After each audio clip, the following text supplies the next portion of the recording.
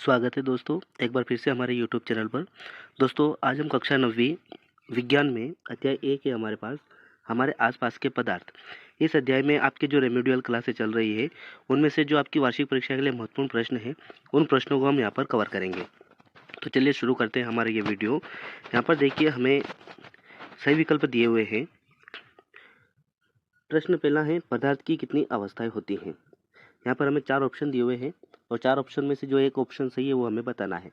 तो पदार्थ की अवस्थाएं पूछी गई है, तो दोस्तों यहाँ पर आपका हो जाएगा बी वाला ऑप्शन सही, 3 है ना। पदार्थ की मूल अवस्थाएं जो होती है वो 3 होती है, एक होता है ठोस, एक होता है द्रव और एक होता है गैस। तो पदार्थ की जो मूल अवस्था है वो है 3। उसके बाद अगर आपके पास परीक्षा में 3 ऑप्शन नहीं रहे और अगर 5 ऑप्शन आ जाए, दोस्तों आपका ये 5 वाला भी सही रहेगा, क्योंकि पदार्थ की 2 और अवस्थाएं ऐसी हैं जो कि नई खोज हुई हैं। एक चौथी अवस्था है जिसको हम प्लाज्मा बोलते हैं, और 5वीं अवस्था जो है उसका नाम है बोस आइंस्टीन कंडेंसेट। तो आप इन 2 अवस्थाओं को भी अपने नोट में लिख लीजिएगा। बाकी अगर हमें पदार्थ की मूल अवस्थाएं पूछी जाए तो वो 3 ही हैं। प्रश्न दूसरा देखिए, पदार्थ की किस अवस्था में कणों के मध्य न्यूनतम रिक्त स्थान होता है। पदार्थ के वो कौन से कण, उसका नाम लिखना है जहाँ पर कण जो है वो न्यूनतम रिक्त स्थान घेरते हैं। तो ये हो जाएगा हमारा अ वाला ऑप्शन, ठोस। ठोस जो है पदार्थ की एक ऐसी अवस्था है जिसमें कणों के मध्य रिक्त स्थान जो होता है वो बहुत ही कम होता है। प्रश्न तीसरा, पदार्थ की किस अवस्था में किसी वस्तु का एक निश्चित आकार, स्पष्ट सीमाएं एवं नगण्य संपीड़ितता होती है। पदार्थ की वो अवस्था में बतानी है जिसमें उसका एक निश्चित आकार होता है, स्पष्ट सीमाएं होती है और नगण्य संपीड़ितता, यानी कि वो फैलता नहीं है। तो ये भी हो जाएगा दोस्तों हमारा अ वाला ऑप्शन, ठोस। क्योंकि ठोस का जो आकार होता है वो निश्चित होता है ना। कोई भी ठोस वस्तु देखिएगा आप, उसका आकार निश्चित है, उसको आप छोटा बड़ा नहीं कर सकते हो। अगर उसको ज़्यादा छोटा बड़ा करने की कोशिश करोगे तो वो टूट जाता है। प्रश्न चौथा देखिए, पदार्थ की वह अवस्था जिसमें द्रव का आकार नहीं परंतु आयतन निश्चित होता है। अब यहाँ पर पदार्थ की वो अवस्था बतानी है जिसमें उसका आकार तो निश्चित नहीं होता है, लेकिन उसका जो आयतन होता है वो निश्चित होता है। तो दोस्तों ये हो जाएगा हमारा स वाला, गैस। गैस एक ऐसी अवस्था है पदार्थ की जिसमें उसका आकार जो है वो निश्चित नहीं होता है, लेकिन उसका आयतन जो होता है वो निश्चित होता है। प्रश्न 5, न्यूनतम विसरण का गुण पाया जाता है। तो न्यूनतम विसरण का गुण ठोसों के अंदर पाया जाता है, तो ये हो जाएगा हमारा अ वाला ऑप्शन सही, ठोस। छठवां प्रश्न हमें दिया हुआ है, गैसों के किस गुण के कारण उन्हें सिलेंडर में भर के रखा जा सकता है। जो सिलेंडर होते हैं हमारे, उनमें गैसें भरते हैं हम, तो वो गैस सिलेंडर के अंदर भरते हैं तो वो किस गुण की वजह से उसे हम सिलेंडर के अंदर भर सकते हैं। तो इसका अ वाला ऑप्शन होगा आपका संपीड़ितता। गैसों के अंदर क्या होती है, संपीड़ितता का गुण होता है, जिसकी वजह से हम उसे आसानी से किसी भी आकार में ढाल सकते हैं और किसी भी वस्तु के अंदर उसको रख सकते हैं। यहाँ पर नीचे इन सब के आंसर भी दिए हुए हैं, आप यहाँ से मिला लीजिएगा। बाकी डिस्क्रिप्शन में मैंने इसका लिंक दिया हुआ है, वहाँ से आप इस पूरे PDF को भी डाउनलोड कर सकते हो। प्रश्न 2 देखिए हमारे पास। प्रश्न 2 जो है हमें दिया हुआ है, रिक्त स्थानों की पूर्ति कीजिए। यहाँ पर हमें 5 रिक्त स्थान दिए हुए हैं और नीचे उनके आंसर भी दिए हुए हैं। पहला है, जिस न्यूनतम ताप पर ठोस पिघलकर द्रव बन जाता है वह इसका कहलाता है। एक न्यूनतम ताप जिसमें कोई भी ठोस वस्तु पिघलकर द्रव बन जाती है वो कहलाता है गलनांक, है ना। गल के ही कोई ठोस होगा वो द्रव बनेगा, तो उसको हम क्या बोलते हैं, गलनांक। नंबर 2, बर्फ का गलनांक होता है। तो बर्फ का जो गलनांक है वो है 273.16 डिग्री सेल्सियस, है ना। किसी भी बर्फ को अगर 273.16 डिग्री पर अगर हम गर्म करेंगे तो वो गलना स्टार्ट हो जाएगा। जल के कणों की ऊर्जा तापमान पर बर्फ के कणों की ऊर्जा से अधिक होती है। तो यहाँ पर आपका तीसरे वाला ऑप्शन हो जाएगा 373 केल्विन। जल के कणों की जो ऊर्जा है वो 373 केल्विन तापमान पर बर्फ के कणों की ऊर्जा से भी अधिक हो जाती है। चौथा रिक्त स्थान दिया है, ठोस कार्बन डाइऑक्साइड को नाम से भी जाना जाता है। तो ठोस कार्बन डाइऑक्साइड जो है उसको हम शुष्क बर्फ के नाम से जानते हैं। तो आपके चौथे रिक्त स्थान में आ जाएगा शुष्क बर्फ। पांचवा है, क्वथनांक से कम तापमान पर द्रव के वाष्प में परिवर्तन होने की प्रक्रिया को हम क्या कहेंगे। तो क्वथनांक से भी कम तापमान पर अगर कोई द्रव है और वो वाष्प में अगर बदल रहा है तो उस क्रिया को हम वाष्पीकरण क्रिया कहते हैं। तो यहाँ पर आपका उत्तर हो जाएगा वाष्पीकरण। नीचे प्रश्न नंबर 3 हमें दिया हुआ है, निम्नलिखित प्रश्नों का उत्तर एक शब्द या एक वाक्य में दीजिए। हमें यहाँ पर कुछ प्रश्न दिए हुए हैं और उनके उत्तर हमें एक वाक्य या एक शब्द में देना है। प्रश्न पहला देखिए, जल का गलनांक केल्विन पैमाने पर कितना होता है। जल का जो गलनांक है केल्विन पैमाने पर अगर हम नापे तो वो कितना होता है। तो इसका उत्तर हो जाएगा 273 केल्विन। दूसरा प्रश्न, 300 केल्विन तापमान का डिग्री सेल्सियस में क्या मान होता है? तो 300 केल्विन तापमान का डिग्री सेल्सियस में माप होता है केल्विन माइनस 273 बराबर 300 माइनस 273 बराबर होता है हमारा 27 डिग्री सेल्सियस। तो आपके दूसरे में उत्तर ये आ जाएगा। तीसरा प्रश्न है, जल का क्वथनांक क्या होता है? तो जल का जो क्वथनांक होता है वो होता है 100 डिग्री सेल्सियस का। प्रश्न चौथा, द्रव अवस्था में पाई जाने वाली धातु का नाम लिखिए। तो पारा एक ऐसी धातु है जो कि द्रव अवस्था में पाई जाती है। तो आपके जो चौथा प्रश्न है इसका उत्तर हो जाएगा पारा। और आखिरी प्रश्न है, तापमान का एसआई मात्रक लिखिए। तो तापमान का जो एसआई मात्रक है वो होता है केल्विन, है ना। तापमान का एसआई मात्रक केल्विन होता है। तो आपके पांचवें उत्तर आ जाएगा केल्विन। अब हम नीचे चलते हैं तो यहाँ पर आपके देखिए 2 अंकों वाले प्रश्न दिए हुए हैं। 2 अंकों वाले प्रश्न में हमें अति लघु उत्तरीय प्रश्न है जो कि 2 अंक के आपसे इस पाठ में पूछे जाएंगे। इससे पहला प्रश्न है, वाष्पीकरण की गुप्त ऊष्मा से क्या समझते हो? वाष्पीकरण की गुप्त ऊष्मा क्या होती है? तो इसका उत्तर होगा, वाष्पीकरण की गुप्त ऊष्मा ताप की वह मात्रा होती है जो 1 किलोग्राम द्रव को वायुमंडलीय दाब और द्रव के क्वथनांक पर गैसीय अवस्था में परिवर्तन करने हेतु आवश्यक होती है। यानी कि वाष्पीकरण की गुप्त ऊष्मा से मतलब ये है कि तापमान की वह मात्रा जो 1 किलो द्रव जो होता है उसको वायुमंडलीय दाब और द्रव के क्वथनांक पर गैस अवस्था में बदल सकता है ना। द्रव को गैस अवस्था में बदलना वाष्पीकरण की गुप्त ऊष्मा कहलाता है। प्रश्न दूसरा है, संगलन की गुप्त ऊष्मा से क्या समझते हो? तो संगलन की गुप्त ऊष्मा क्या होती है दोस्तों? इसका उत्तर होगा, संगलन की गुप्त ऊष्मा ऊर्जा की वह मात्रा है जो 1 किलोग्राम ठोस को वायुमंडलीय दाब पर उसके संगलन बिंदु पर द्रव अवस्था परिवर्तन करने के लिए आवश्यक होती है। यानी कि 1 किलोग्राम ठोस को वायुमंडलीय दाब पर ठोस से सीधा द्रव में बदलने के लिए जितनी हमें ऊर्जा की जरूरत होती है उस ऊर्जा को हम गुप्त ऊष्मा कहते हैं, है ना। जिस ऊर्जा की हमें जरूरत होती है 1 किलोग्राम ठोस को वायुमंडलीय दाब पर द्रव में बदलने के लिए, उस ऊष्मा को हम बोलेंगे संगलन की गुप्त ऊष्मा। प्रश्न नंबर तीसरा हमें दिया हुआ है। प्रश्न तीसरा है, सामान्यतया ठोस पदार्थों की अपेक्षा द्रवों का घनत्व कम होता है ना। लेकिन आपने बर्फ के टुकड़ों को जल में तैरते हुए देखा होगा, तो समझाइए ऐसा क्यों होता है? आपने कई बार देखा होगा जो बर्फ होता है, बर्फ पानी के ऊपर तैरता रहता है, और क्यों तैरता है उसका हमें कारण बताना है। तो इसका उत्तर होगा, कोई भी वस्तु जब जल पर तब तैरती है जब उसका घनत्व जल के घनत्व से कम होता है। जल के अंदर कोई भी चीज़ हम डालते हैं और वो अगर जल के ऊपर तैरने लगती है तो इसका मतलब ये होता है कि उसका जो घनत्व है वो जल के घनत्व से कम है ना। अगर जल के घनत्व से अगर उसका घनत्व ज़्यादा होगा तो वो वस्तु पानी के अंदर डूब जाएगी। जब जल बर्फ में परिवर्तित होता है तो उसका आयतन थोड़ा सा बढ़ जाता है। जब जल जो होता है पानी, अगर वो बर्फ बनना शुरू होता है तो उसका जो आयतन होता है वो थोड़ा सा बढ़ जाता है, जिसके कारण उसका घनत्व जल की अपेक्षा थोड़ा कम हो जाता है। और यही कारण होता है कि बर्फ का जो टुकड़ा है वो जल के ऊपर तैरता रहता है। तो अगर आपके पास ये प्रश्न आ जाए कि बर्फ पानी के ऊपर क्यों तैरती है, तो इसका सिंपल सा उदाहरण हो जाएगा, उत्तर हो जाएगा आपका कि बर्फ का जो घनत्व होता है वो पानी के घनत्व से कम होता है, जिसकी वजह से बर्फ का टुकड़ा पानी के ऊपर तैरता रहता है ना। प्रश्न चौथा है, वाष्पीकरण से क्या समझते हो? महत्वपूर्ण प्रश्न है आपकी परीक्षा के लिए। वाष्पीकरण से आप क्या समझते हैं? तो इसका उत्तर होगा, किसी द्रव का उसके क्वथनांक से नीचे तापमान पर स्वतः ही वाष्प में बदलने की घटना वाष्पीकरण कहलाती है।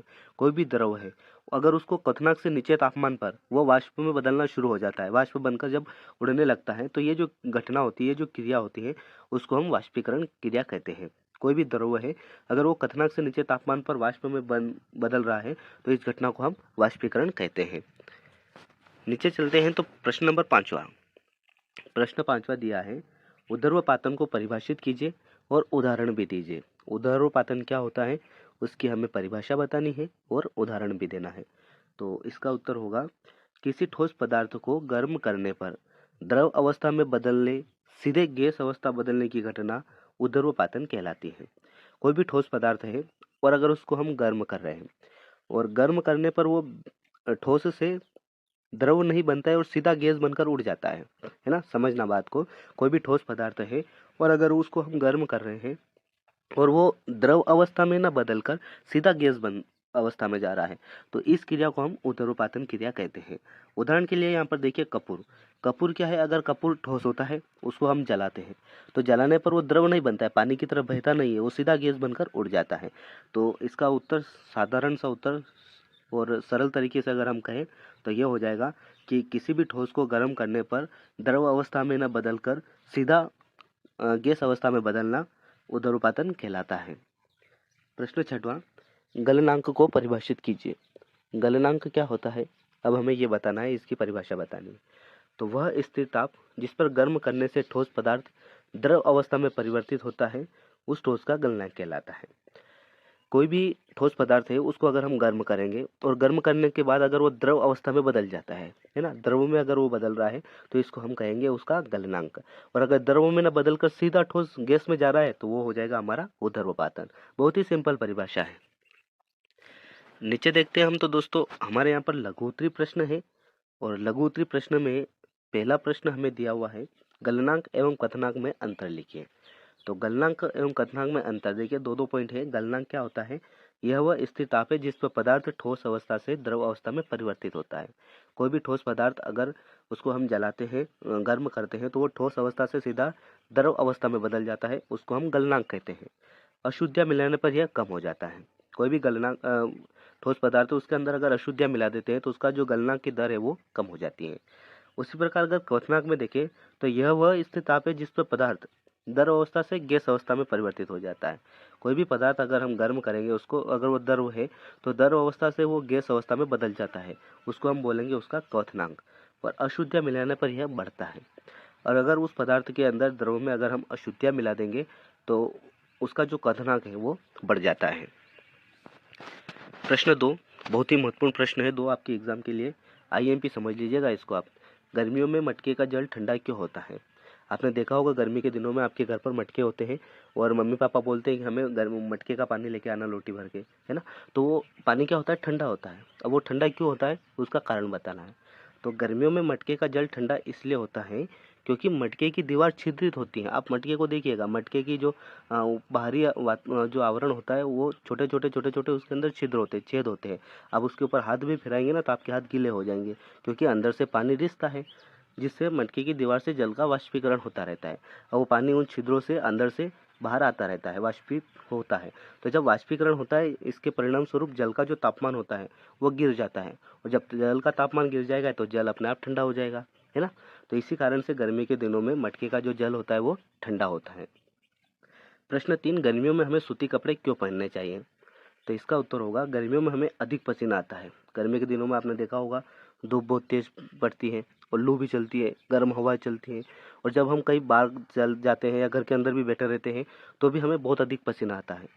सूती कपड़ों में जल का अवशोषण अधिक होता है। सूती कपड़े जो होते हैं उनको, उनके अंदर जल को सोखने की क्षमता बहुत अधिक होती है, आसानी से जल को और बहुत जल्दी सोख लेता है। अतः हमारा पसीना इससे अवशोषित होकर सरलता से वाष्पीकृत हो जाता है। अब वो हमारा जो पसीना होता है उसको वो कपड़े सोख लेते हैं और वाष्प बनकर उड़ जाता है। इस प्रकार हमें शीतलता महसूस होती है, जिसकी वजह से हमें अच्छा भी लगता है। इसीलिए कहते हैं कि गर्मियों में हमें सूती कपड़े पहनना चाहिए। आगे चलते हैं, हमें तो अति दीर्घ उत्तरीय प्रश्न है आपके पास। अति दीर्घ उत्तरीय प्रश्न में पहला प्रश्न है, ठोस के सामान्य गुण लिखिए। ठोस पदार्थ जो होता है उसके सामान्य गुण हमें बताना है। तो इसका पहला गुण हो जाएगा, इसके कणों के मध्य रिक्त स्थान न्यूनतम होता है, बहुत ही कम रिक्त स्थान होता है। इसके कणों की गति तथा गतिज ऊर्जा न्यूनतम होती है। इसके कणों के मध्य आकर्षण बल अधिक होता है, और इसका आयतन और आकार स्थिर रहता है तथा नगण्य संपीड़ता होती है।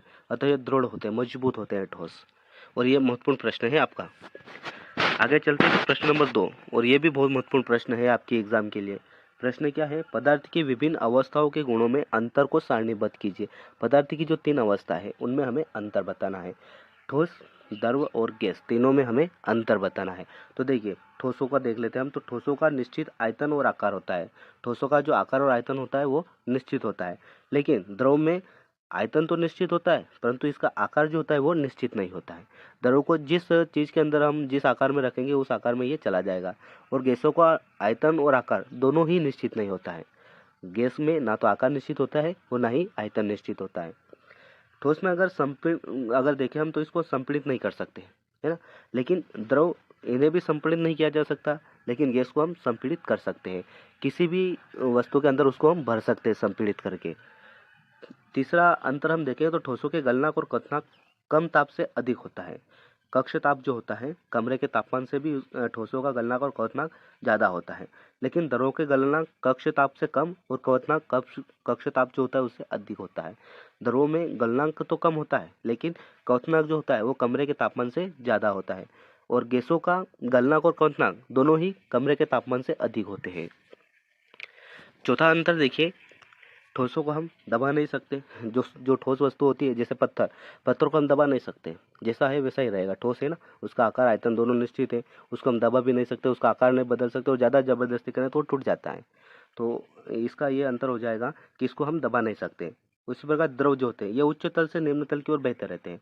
ऊपर से नीचे की ओर अगर हम इसको रखेंगे तो ये बहकर चला जाएगा, जैसे पानी है ना। पानी को अगर अपन ढाल वाली जगह पर लुढ़काएंगे तो पानी नीचे जाता है लुढ़कता हुआ, ऐसे ये भी बह जाते हैं।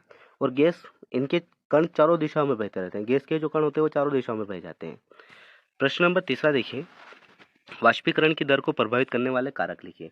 वाष्पीकरण की दर को कौन कौन से ऐसे कारण हैं जो कि प्रभावित करते हैं? तो पहला हो जाएगा सतह का क्षेत्रफल। सतह का क्षेत्रफल बढ़ जाने पर वाष्पीकरण की दर भी बढ़ जाती है।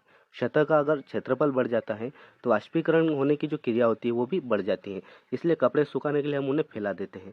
जितना ज़्यादा हम चौड़ा करेंगे उतनी ज़्यादा वाष्पीकरण की क्रिया बढ़ेगी। क्षेत्रफल बढ़ेगा तो वाष्पीकरण भी बढ़ेगा। जैसे कपड़े हम धो के लाते हैं तो कपड़े को अगर हम चौड़ा करके रखेंगे, जितना ज़्यादा हम उसको फैलाएंगे वो उतने जल्दी सूख जाएंगे, है ना।